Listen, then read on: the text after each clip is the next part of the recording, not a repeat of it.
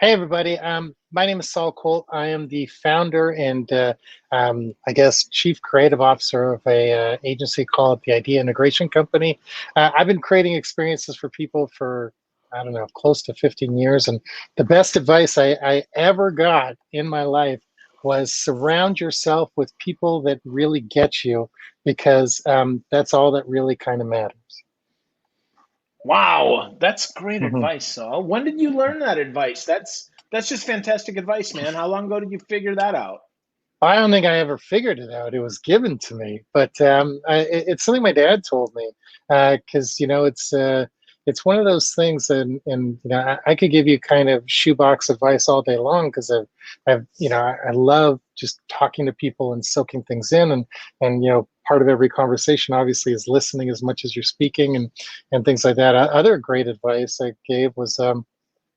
Other great advice I received, a dear friend named John Suntress, who is a former boxing journalist and quite renowned comic book journalist and pop culture historian. He told me, and he's a little older than me, and he told me that with age, everyone thinks with age comes wisdom, but with that's not actually correct, because you don't get smarter. With age comes perspective. And I've always really thought that was fascinating, because I think that one thing everybody kind of needs to do and doesn't do enough of, and I'm guilty of it too. I try to do it, but it's not always possible. Is to stop, slow down, and just kind of look at the whole picture, and I try to sort of figure out what's going on. Yeah, great advice, Hmm. Saul. So, I'm so like you do, Oprah today. We should just yeah, keep it going. that's Mhm. it. So what color is your couch, Saul, that I can come lay on so you can give me advice and make me feel smarter? I actually, to be one of the truth, my couch is like denim color. It's like Cool. it's like jeans almost. So it's comfortable. It needs. I need a new couch because I've had it too long. But I do like it.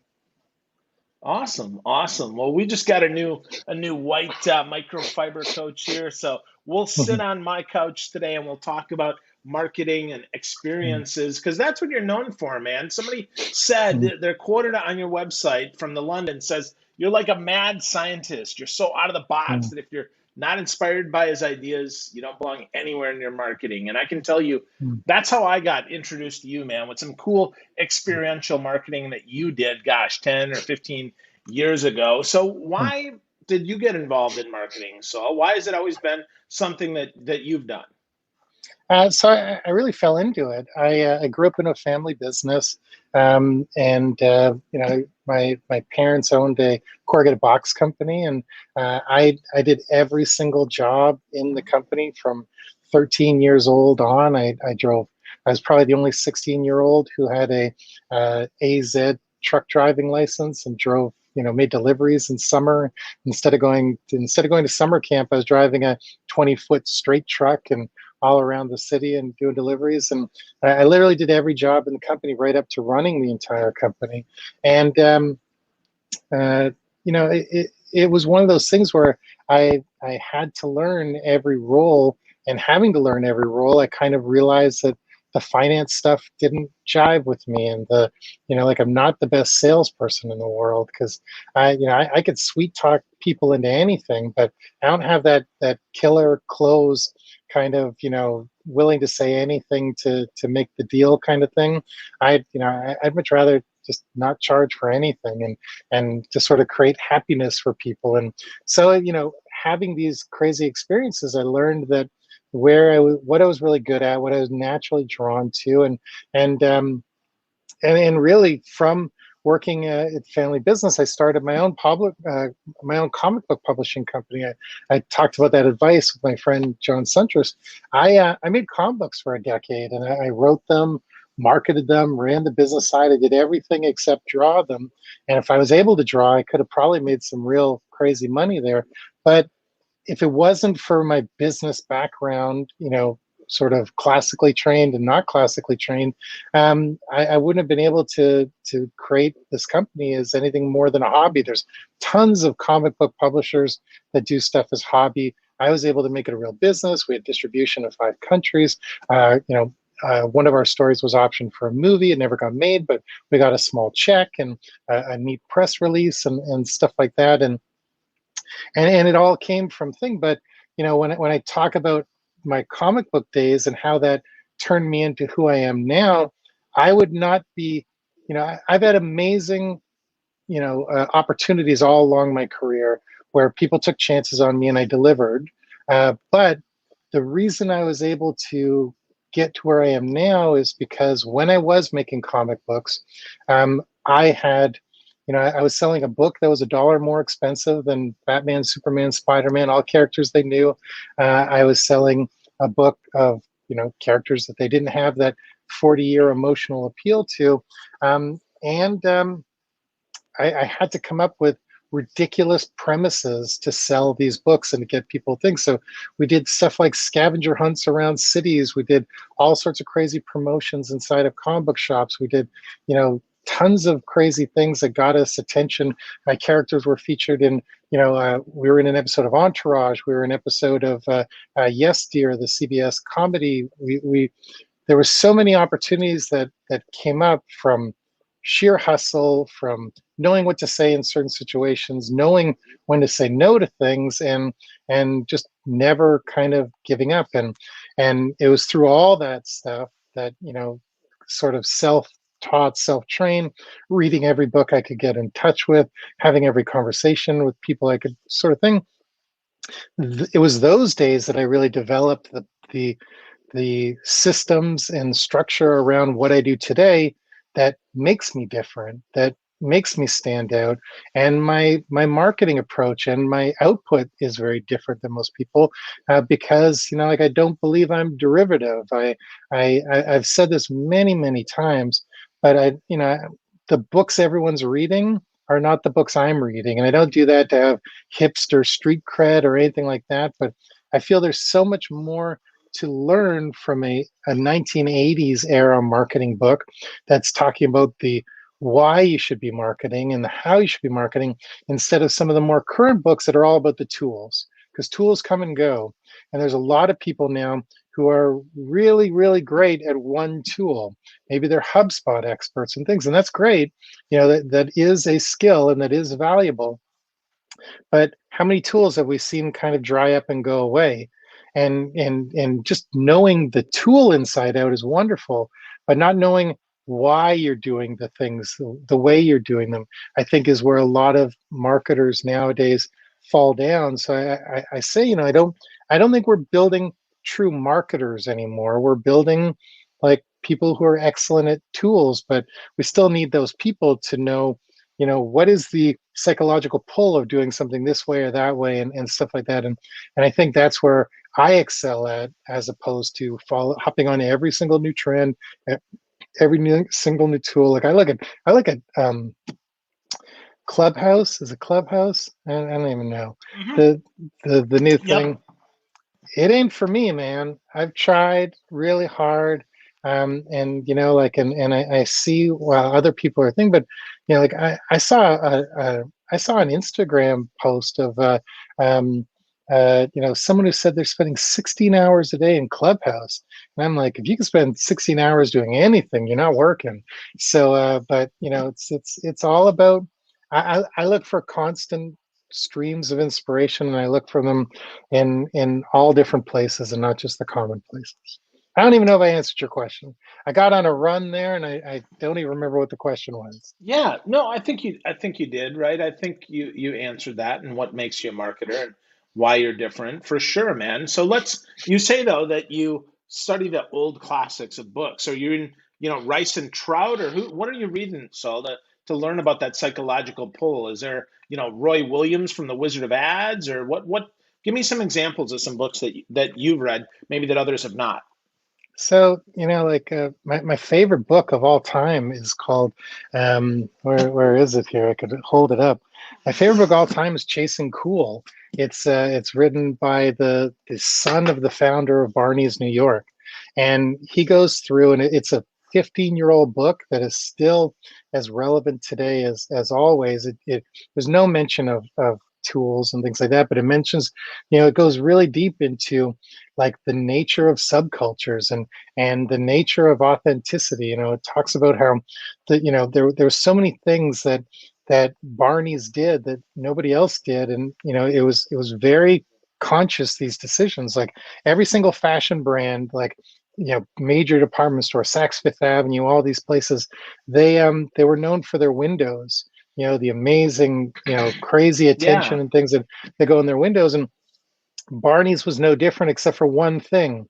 They had the mannequins, the clothes, all the crazy things in the windows, all the dressing, except there was no wall to the back of the windows, because they wanted more than anything, if you were walking by, to see inside the store, to see that there was people walking around and people shopping. They felt that every other store made it this closed off, vaulted thing. And there was nothing more important than seeing people walking around, because we're drawn to, oh, that person likes that thing. That's validation. So I'm going to go in and check out what is that lineup for? What is that thing? And they talked about, the story of Grey Goose vodka. I don't know if you know the whole story, but one of the, it's like, now it's commonplace for people to go, I would like a Grey Goose vodka, or and name. But in the early 80s, nobody named the brand of the alcohol. You said, I want a screwdriver, I want everything. So what they did was they hired a bunch of out of work like supermodels to go in, hit on lonely guys in bars, and maybe they went home with them, maybe they not. They were not instructed to sleep with these guys. They were just instructed to flirt. But they basically would flood the most popular, influential nightclubs in New York City, and these girls would go up to guys, and if the guy said, "Can I buy you a drink?" they would say, "Yeah, I'd like a Grey Goose and vodka, but make sure it's Grey Goose." So tell the bartender. So the guy would go up and say, I'd like a Grey Goose and orange juice or whatever. So two things were happening. Everybody was hearing this Grey Goose over and over and over. The bartender kept hearing Grey Goose. They're like, holy shit, we better restock this stuff. For whatever reason, people are doing this. And they literally started, like, it was almost like the earliest whisper campaign, literally a whisper campaign, because these pretty girls were whispering into these guys' ears, make sure it's Grey Goose and stuff like that. And it's just that there's so many amazing things. Other books, I got to look at my bookshelf. I've got so many of them. I love all the Marty Niemeyer books, Zig and Zag, The Brand Gap, just Zag. Um, maybe, I'm rambling, but my favorite business book of all time is a book called Days Gone Mad by Dick DeBartolo, and it's a semi autobiographical look at his days working at Mad Magazine. And William Gaines, who was the founder of Mad Magazine, is, to me, one of the most interesting business owners, CEOs that gets no attention or credit whatsoever. But he created such a ridiculous work environment that people loved coming to work every day, did their best work.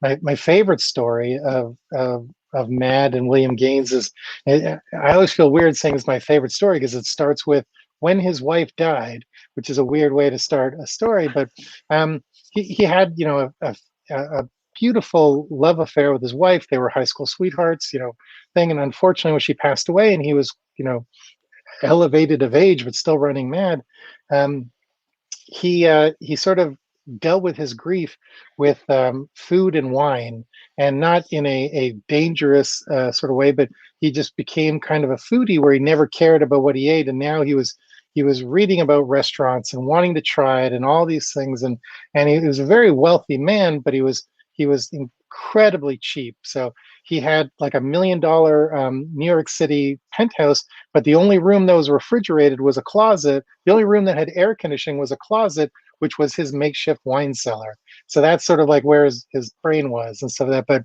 he started this thing called Mad Trips, where he would read about a restaurant somewhere far away, Italy, Russia, Asia, Africa, and he would tell everybody at Mad Magazine that instead of a Christmas bonus, he was starting this thing where they would just go on a vacation, all of them. So you were allowed to bring your spouse, you're allowed to bring your kids. They chartered planes, and they would never know where they were going. They were just told to pack for hot or cold. And the very first trip that they went on, They all get in the plane. They literally flew to Africa. So imagine like you have no idea where you're going. You figure maybe you're going to Disneyland or something. They fly to Africa. They get off the plane. There's a yellow school bus waiting for them. They all pile into the school bus and they're literally driving into the jungle of whichever part of Africa they were. And they get to this house and they all get out and they knock on the door. And this person answers the door. And Bill Gates hands him his subscription renewal card because he found out that there was one subscriber of Mad Magazine in Africa, and they were all going to go thank him personally. And then they had a week-long vacation, eating the best food of the country, and team building and all these things. And so when I say I look for inspiration, there's inspiration everywhere, and it's not always in the form of a book with the word marketing on the cover. And I've read all the Reese books, and I like all that stuff. And I've read everything from Seth Godin. I think Seth's brilliant. I'm not sure I'm a fan because I think he's written the same book 7 times, but it is very impressive to see what he's done and what he's accomplished. I think I think he's far more brilliant on stage and in his blog than in his books, but that's just one person's opinion.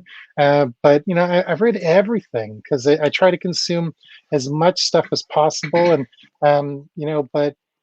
for me, it's I get more out of you know non-business related books. Find the business lessons inside, or find some sort of jumping off point for a creative idea or inspiration or something like that than everything. So I try to I try to just feed my content. Where's that? There it is, little tick. I try to feed as much content into myself as I can all the time, because you never know when that light bulb moment's going to go off. And I try to sort of spread it out between professional stuff, personal stuff, and just stuff to shut my brain off. Yeah, that's so interesting that you mentioned that experience with the Days Gone Mad, the fact that they would go different places. I worked at an organization called Strong Investments years ago where Dick would take many of the top performers on an experience trip, right? On a Mhm. trip that had nothing to do with finance, but expanded their horizons because many of the people that worked there had always been in a small town, right? He liked a Mhm. lot of folks that had gone away maybe to college, but then had not seen much of the world and totally expanded their horizons so they could come back with a global view to help infect everyone in the organization with, hey, it's much bigger than just us. I mean, to your point about the subscription card in Africa, so interesting, right? Because people invest from all different places, much the same as people read different magazines in different places. So I Mhm. really, that resonated strong with me. And I think that might be where your love of experience comes, Saul, is you've got all these different books that you've read and experienced that kind of blend into who you are and what you've done, which leads me to my next question and something we talked about in the green room ahead of time, and that is you've talked about you're counting the days to when you win the lottery. So you're Canadian, right? If you win 60 million, that's what, $180. But what would you do Mhm. if you won the lottery, Saul? What would you do? Tell me a little bit So about that because I think that's fun. and first of all, I know that nobody does actually win the lottery, at least nobody I know. And I know that buying lottery tickets is like a tax on the poor, and it's stupid, and you're not supposed to do it. You're supposed to invest your money. But but man, winning the lottery was my mom's absolute dream. And my mom passed away last year, so in some way, I'm trying to keep her dream alive, even if it hurts my soul because it doesn't bring me any joy not winning. But you know, I think about winning the lottery all the time, which is maybe my deepest shame and guiltiest pleasure. But like it's for me, it's about it's not about the money, and it's not about anything like that. It's about well, one, financial security, of course, but it's about to be able to do things that my way without being dependent on anybody. I've worked for myself for pretty close to 12 years. Every now and then I take a 1 year contract, picking up an interesting project here and there. But I've worked for myself for 12 years, and even before that, I worked in a family business for close to 16 years, and whenever I tell that to people, people always say, "Oh, you're an entrepreneur," and I'm like, "Not really. Like, I hate this." And like it's like I'd love to find an amazing job that I fit in, and they get me, and they give me the freedom to do what I want, because like for me, everything is about freedom. If I were to win the lottery, besides all the silliness, the cars, the houses, the the vacations and the trips, I would literally just do pro bono work for the rest of my life, working with artists, and because like art is a huge, huge thing for me. I have a small art collection. I wish I had a crazy art collection, which I would if I won the lottery. And it's like it's funny, and this is maybe the most embarrassing thing I've ever said to anybody in a public forum, but I have a note pad, or like a note entry on my phone, where I have a list, and it's not a bucket list. I'm not, but for me, if it was to be a bucket list, everybody says they want to skydive or do this or that or whatever. Like, I've got a list of about 27 artists that I'd like to own an original piece of work from before I die. And I'm such a snob when it comes to art. I'd rather not own something by somebody if I can't have the original. People always say, "Oh, just get a print, get a poster, get a reproduction." I don't know. I can't do that for some reason. Even like, I don't know. Maybe it's just I'm robbing myself of something. But there's 20 plus artists that I'd love to own an original piece from, and there's 100 artists that I would love to work with, and make them more popular, more well known. Use my superpowers for good instead of profit and stuff like that. Because you know my whole career, I've been in situations where I've had to make the project into something that I would be proud of and want to do. So, I've worked with companies that you've heard of, and I've worked with companies you've never heard of. But everything I've touched has been something that I've been really proud of. And and it's sometimes it's taken no effort to convince the company, and sometimes it's taken so much as me just saying, if it doesn't work, fire me. I'm your scapegoat, and stuff like that. And 98% of the time it works perfectly. And I'm always right. And I'm not always right because I'm brilliant or handsome or anything. I'm always right because, like, I plan, and I may make it look like I'm casual and sort of half-assing things, but man, if I'm going to put my name on something, I'm going to cover it from every corner and know what's going to happen, and know the possible, you know, things that could blow up in my face, and have plan B and plan C and plan D. Like, I'm one of the best in the world at what I do, and it's because I'm borderline obsessive about the projects and stuff like that. But if you were to tell me I didn't have to worry about money for the rest of my life, I would spend the rest of my life promoting artists and doing really cool shit and paying for it all out of my own pocket. Wow. Wow. Well, you mentioned the obsessiveness there, which I think is Hmm. really interesting. I mean, the fact that you'd have a list of artists that you want to get an original piece for, and the fact you have 100 artists or so you'd like to work with, I think that does make you different in a good way, because you're able to then think, okay, so maybe, maybe you get one of those pieces and you're able to finish one of those, or Hmm. perhaps you find a project and a way to implement, to work with them, but your ability to see it from multiple angles and obsess about that, I think, is absolutely what makes you successful. So, also, where Hmm. did you learn that, man? Where did you learn all those multiple angles? Was it back in the corrugated box business with the family? I mean, is it just something that just happened, or how do you recommend somebody who maybe like me, who is not super, is thorough about that and is more idea driven? How do we get started on that thinking, man?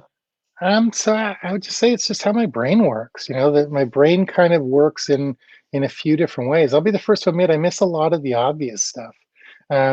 So I kind of gloss over the obvious stuff and drill down. When I say obvious stuff, like you know, I don't know.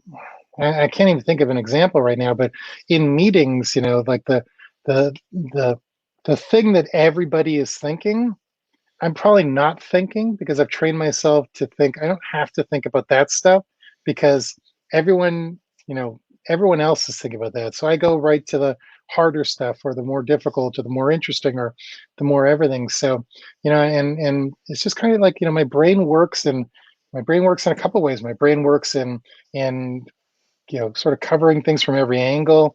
My brain works and where's the humor in this? Where's the inappropriateness in this, to either put it in or take it out?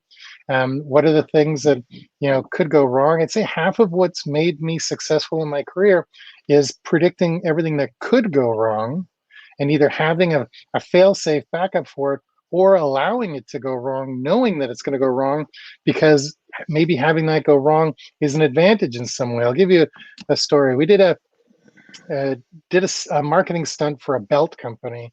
It's called John Y. Belts, JONWYE.com. Check them out. They're amazing. And John is one of the greatest people in the world. Hand makes beautiful belts, and they're amazing. So, you know, I was just kind of pitching him ideas, and one of the ideas we came up with was that belts are kind of the forgotten accessory. You see in a fashion show, you're looking at everything but the belt, and nobody. How do you focus on just the belts? So we did a guerrilla fashion show in a very, very populated shopping mall when people still went to shopping mall food courts. We did in the food court the day, no permission, and we had a male and a female model basically do a runway show completely naked except for belt. And because that's how you get people to look at the belts, you take away all the clothes. It makes perfect sense if you think about it, Phil. But when I talk about having a plan for every angle, we had 10 GoPro cameras to film the whole thing. We it was pretty low, um, low production value, because we couldn't tell anybody we were doing it. So we literally had a guy walk up, unroll a giant red carpet, a ghetto blaster, turn on some music. The two models dropped their trench coats, and we started walking, and it was like a real fast show. But we had a plan for if security shut us down in 10 seconds, what do we do? 20 seconds, 30 seconds, a minute.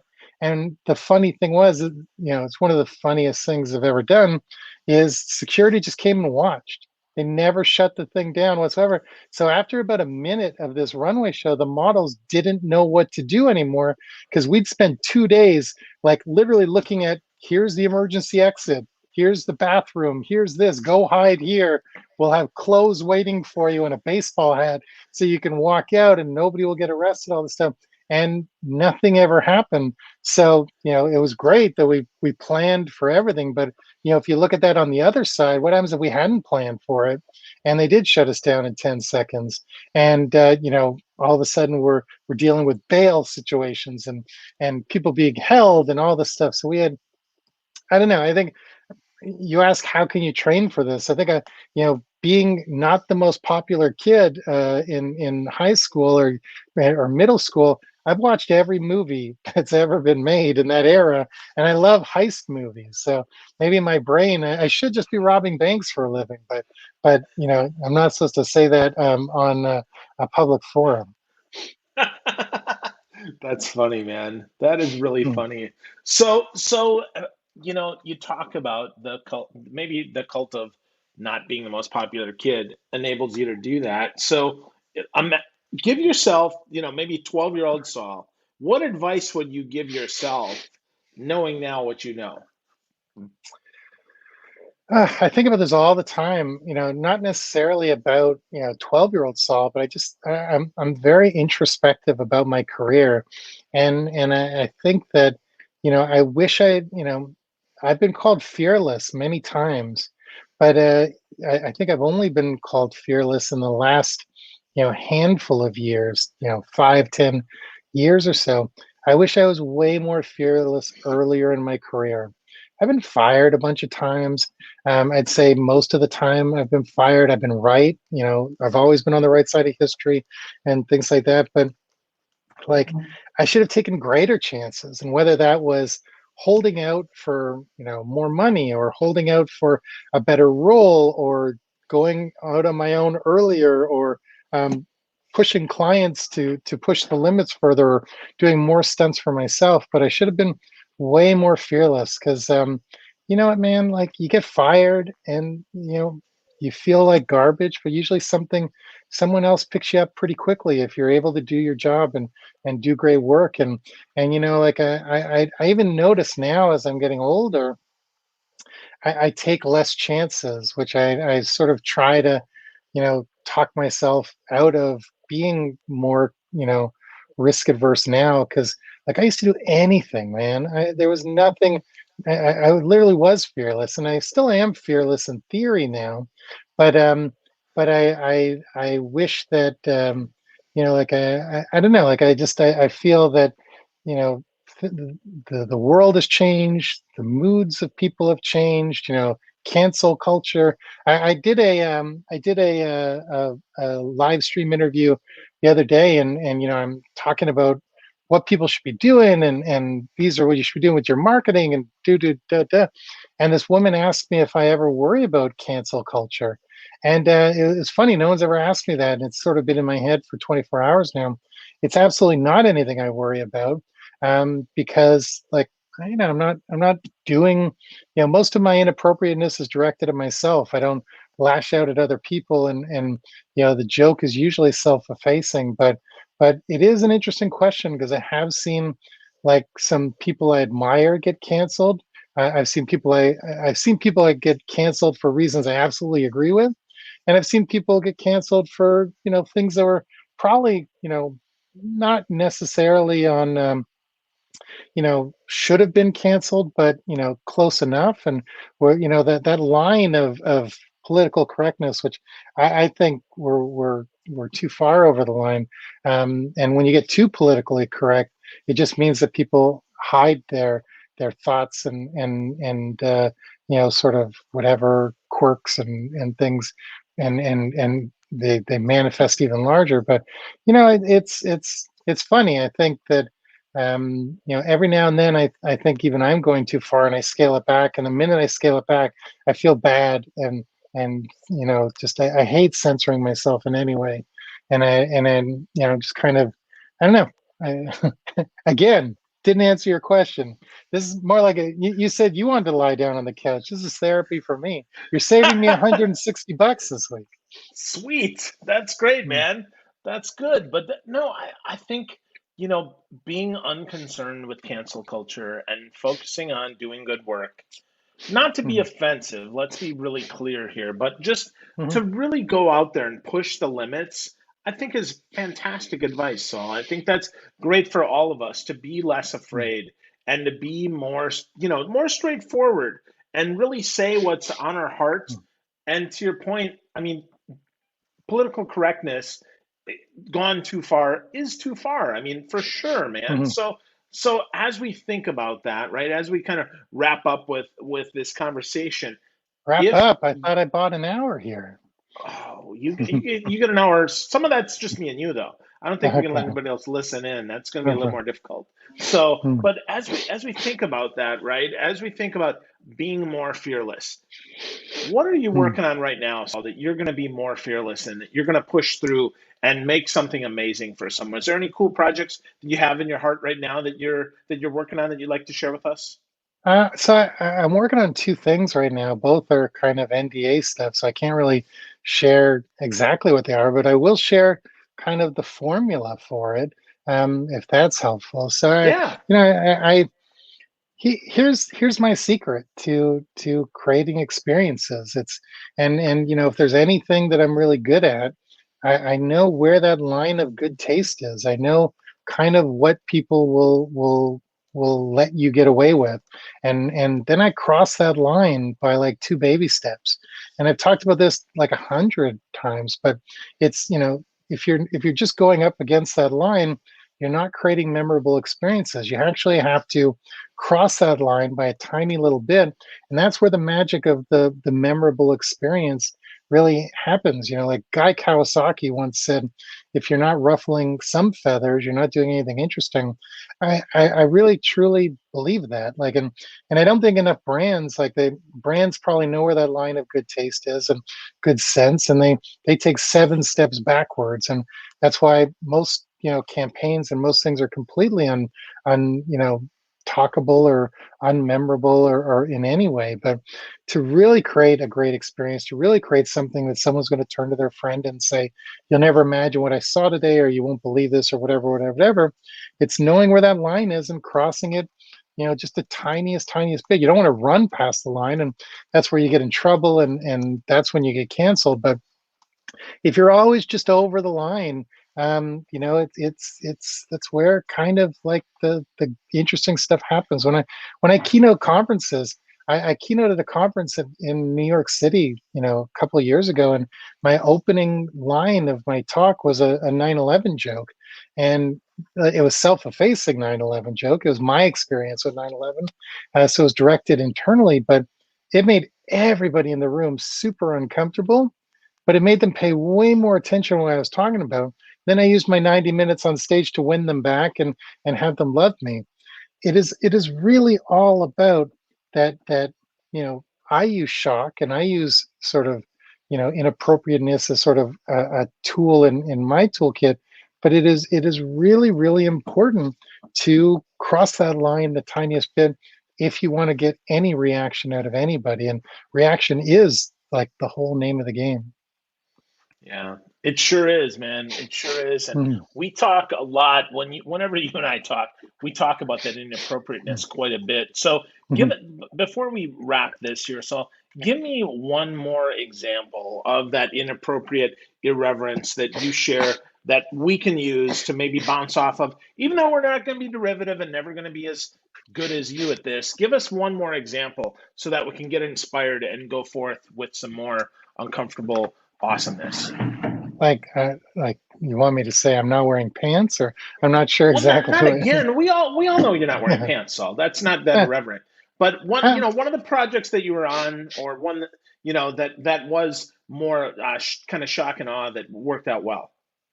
Hi, so we did a project probably a year ago for a data research company where they asked me to create a series of inappropriate products and advertisements, but like commercially acceptable products and advertisements, because they wanted to show that you really should trust data research because it's almost impossible to know what will connect with people through like intuition and stuff like that. So the two products I created, which I'm super proud of, and because they're just funny, but created a Amber Alert Lager, which is a beer for gentlemen who don't want to wait for the tagline was for the gentleman that doesn't want to wait, and it had like a older looking gentleman with like a very young looking woman sitting on his lap, and it was all done in like a 60s Playboy cartoon style animation, and so that should be super offensive to people. We set up a website, we set up everything, it looked legit. And the other one, and I'm going to tell you the story. I have the punchline to the story. The other one was a product called Thwongs, which were thong diapers for fashion forward moms with babies, beautiful babies. And the ad was like a little baby. We photoshopped it. We didn't mess around with actual kids, but we basically just photoshopped like ass cheeks on this diaper, so it looked like these babies were wearing thongs, and they came in leopard skin and all sorts of things and stuff like that. And both of these products should have made you scratch your head, and they should have like offended people. But when we set up the website and we sort of started our campaign, I had 7 people reach out to me to be national distributors of our beer, and we had a couple of stores who wanted to carry our baby thongs. So it sort of proved the point of the campaign that you need to test everything and you need to put some market research, because you actually have no idea how your campaigns and ads are going to resonate with people, because I purposely tried to offend people, and I probably missed out on $1 million opportunity on both of these sites. Good. So Mm. how would the Mm. Amber Alert Lager taste, Saul? That's the question I've got for you. Well, it'd be light and youthful. Very good, my man. So cool. So Saul, we know that people could go to theideaintegration.com to check you out. But what's your preferred social if people want to get more inspired by your brand and your awesome personality? So I'd say, probably Instagram is where I spend the most amount of time. My feed is not the most interesting. Like I sort of take the approach that anything I put in my feed is something I want to last forever, and anything I put in my stories are usually a bit more risque, and because they're ephemeral and they'll go away in 24 hours. So if you really want to see some what's in my brain, just keep checking out my Instagram stories. But yeah, that's where I spend my most time. I just like Instagram the most, being that it's visual. But I'm Saul Colt everywhere on the internet, and every sort of platform has a different part of my brain in it. Awesome. Awesome. Well, Saul Colt, you are brilliant, man. I love spending time with you. I appreciate all you shared, and I look forward to tipping some Amber Alert Lager with you one day soon. All Thanks, right, well, buddy. thanks.